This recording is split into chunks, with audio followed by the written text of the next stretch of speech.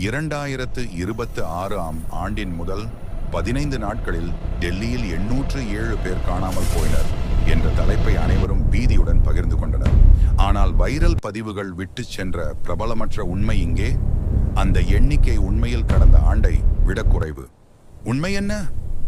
டெல்லி காவல்துறை இந்த மாதம் முழுவதும் 1777 வழக்குகளை பதிவு செய்தது.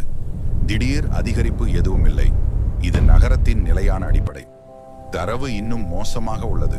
அந்த 800 பேரில் கிட்டத்தட்ட 2/3 பங்கு பெண்கள், கிட்டத்தட்ட 200 பேர் குழந்தைகள்.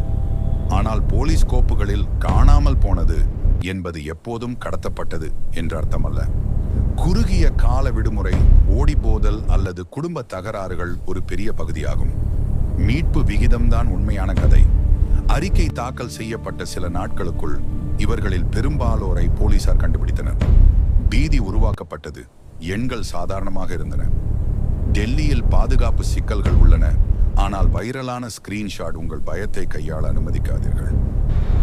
Subscribe and stay tuned.